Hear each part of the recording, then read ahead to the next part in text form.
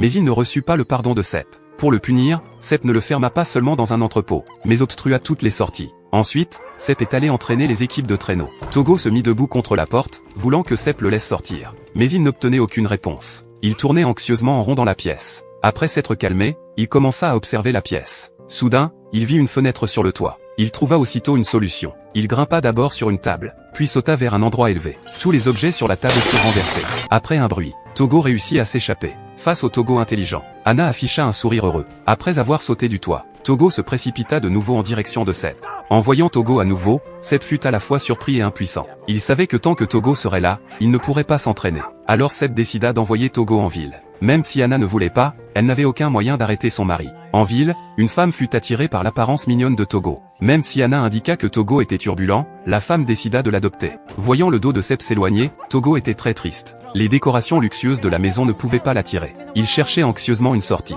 Finalement, il découvrit une fenêtre. Alors il recula de 2 pas. Quand la femme s'aperçut de l'anomalie, il était trop tard.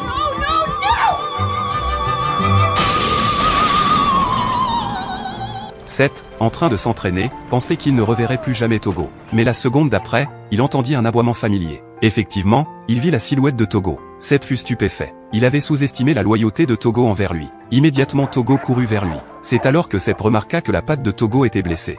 Il ne pouvait imaginer combien de difficultés Togo avait traversé pour le retrouver. À cet instant, le cœur de Sepp s'adoucit. Il plaça Togo sur le traîneau, voulant ramener Togo avec lui. Mais à sa grande surprise, Togo sauta en bas, puis courut vers la position du chien de tête. Sepp dut alors le placer à la dernière rangée. Mais le chien à côté afficha une expression menaçante. Alors Togo se mit aussitôt à flatter l'autre. Très vite, les compagnons acceptèrent Togo. Puis les chiens tirèrent le traîneau et partirent. Inattendu, la vitesse de Togo augmentait de plus en plus, clairement en avance sur les chiens à côté. Alors Sepp le déplaça encore d'une position vers l'avant. Mais la vitesse de Togo restait en tête. Après ajustement de la position encore et encore. Quand Anna a vu l'équipe de traîneau, Togo était déjà le chien de tête.